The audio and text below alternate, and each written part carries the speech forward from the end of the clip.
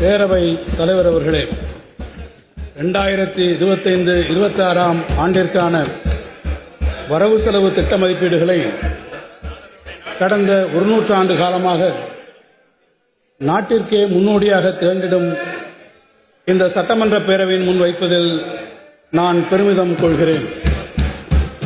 இந்திய திருநாட்டின் இரண்டாவது மிகப்பெரிய பொருளாதாரமாக மதிப்பிடப்படும் தமிழ்நாட்டின் எதிர்கால வளர்ச்சிக்கு அடித்தளம் அமைத்திடும் வகையில் இந்த வரவு செலவு திட்டத்தை உருவாக்கிட ஆலோசனைகள் பல வழங்கி வழிநடத்திய மாண்புமிகு முதலமைச்சர் அவர்களுக்கு என் மனமார்ந்த நன்றிகளை உரித்தாக்குகிறேன். காலத்தை வென்ற ஐயன்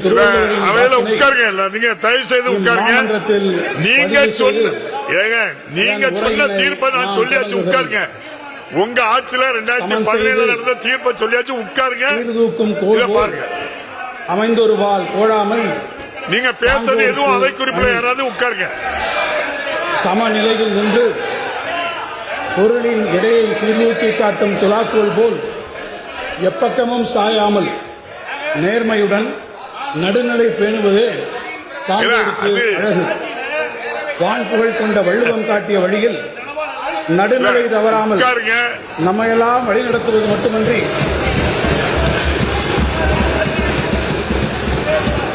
எத்தனை தடைகள் எதிர்வந்தாலும் சமநிலை தவறாது தமிழ்நாட்டின் நலனை காத்திடுவதில் நமது மாண்புமிகு முதலமைச்சர் அவர்கள் காட்டிடும் உறுதியை நாடே வியந்து பாராட்டிக் கொண்டிருக்கிறது.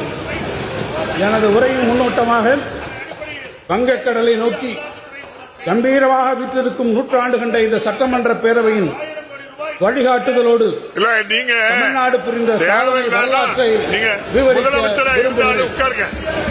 இன்றைய தமிழ்நாடு கல்வியில், சுகாதாரத்தில், வேளாண்மையில், தொழில்துறையில் சிறந்து விளங்குவதற்கான விதைகள் 100 ஆண்டுகளுக்கு முன்பே நீதி கட்சியின் ஆட்சியில் விதைக்கப்பட்டவை.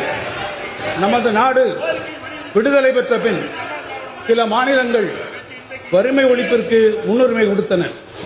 வேறு சில மாநிலங்களோ தொழில் வளர்ச்சிக்கு முக்கியத்துவம் கொடுத்தன. ஆனால் தமிழ்நாடு மட்டுமே வறுமை ஒழிப்பு, கல்வி, கட்டமைப்பு வசதிகள், தொழில் வளர்ச்சி என பன்முக வளர்ச்சியை இலக்காக கொண்டு முன்னேற தொடங்கி வெற்றியும் கண்டது. அனைவருக்கும் அடிப்படை கல்வி என்பதை நீண்டகால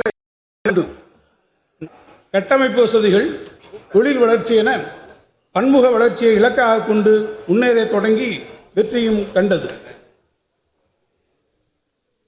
அனைவருக்கும் அடிப்படை கல்வி என்பதை நீண்டகால இலக்காக கொண்டு நாடு நகர்ந்து கொண்டிருந்த காலகட்டத்தில் கிராமங்கள் தோறும் கல்விக்கூடங்களை உருவாக்கியது நாம்.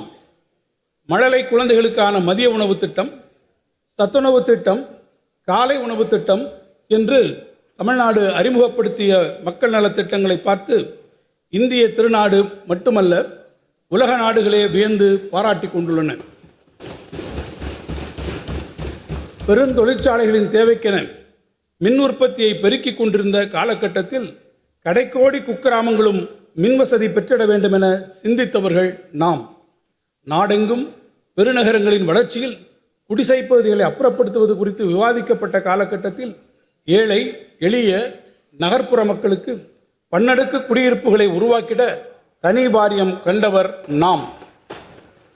முன்னோடியாக மக்களுக்கு, மகளிருக்கு வாக்குரிமை வழங்கிய சென்னை மாகாணம் காட்டிய வழியில் பிற்காலத்தில் பெண்களுக்கு சொத்துரிமை வழங்கிய முன்னணி மாநிலங்களின் பட்டியலில் தமிழ்நாடும் இடம்பெற்றது.